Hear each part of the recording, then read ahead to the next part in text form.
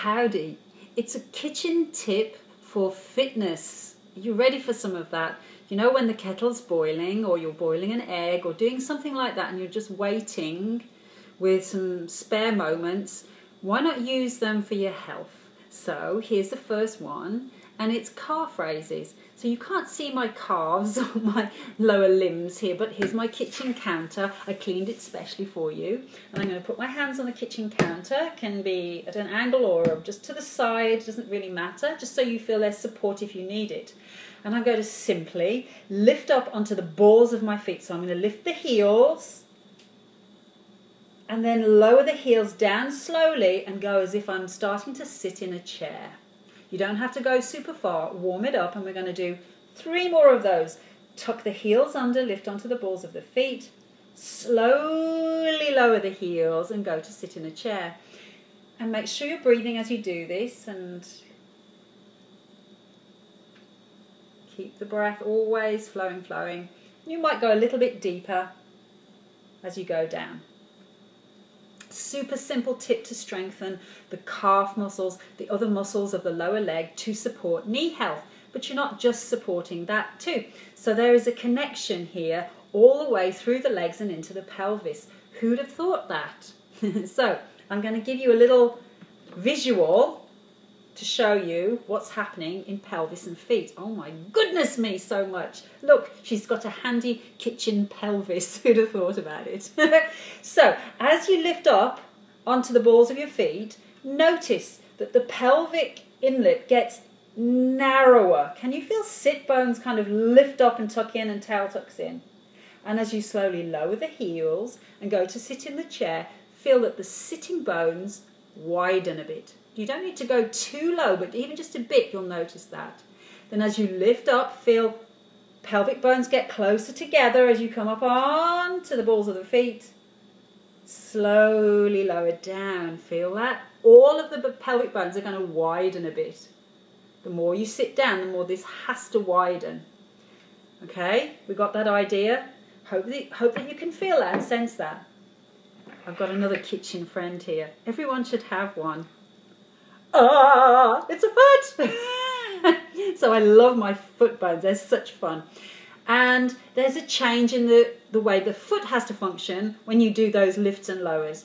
So as we lift up, what happens is the bones of the feet become more compact, more sort of densely packed together. The heel's going to lift and tuck under. And then as you go down, the foot's going to spread. And I can show you at different angles. So as you lift up onto the balls of your feet, heel tucks under, the foot has to become a more kind of tightly wound position. As you come down, slowly the foot widens. Lifting up, foot becomes more dense, wound up. And as you come down, foot becomes more spread. And it needs to do that to absorb and generate forces. It's a bit like, do you know what, I think I've got a dishcloth, I could show you this. Oh no, there's a handy one in the kitchen that I could show you. So imagine this is your foot. Oh, what a foot, a dishcloth for a foot.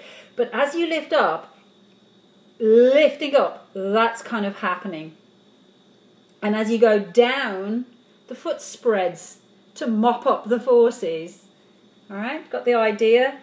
Spiraling foot, heel tucks under, foot spreads more. Hope you've got that. It's a little tricky, but I think you've got it. Heel, this is the heel, tucks under, foot's more closely wound. Foot spreads as you come down. So there's a couple of pointers to make your calf raises and lowering down into chair pose just that little bit more interesting. Okay, and then I might use my cloth and wring it out and spread it and get lots of surface area to mop up all of the things. And I thought I'll probably have to boil the kettle again now. I think my water's gone cold. Have great fun doing some calf raises. 3 or 4, you can do that very simply. And then if you want to progress from that, it would be to shift the weight onto one leg and just bear the weight of that on one leg. More challenging. You'll probably notice the difference on one side compared to the other. Give yourself 2 or 3 of those. Kitchen counter encounters. kitchen encounters number 1. I hope you've enjoyed that.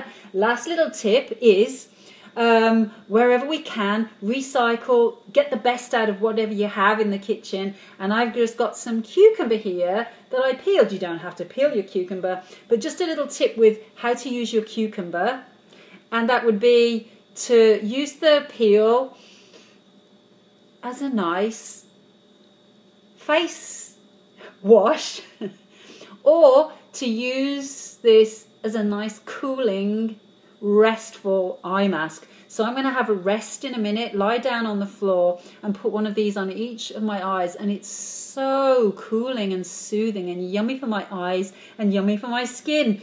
Didn't you get a super bonus load of fun information from this? I hope so. And I'll be back with you very soon. Bye-bye.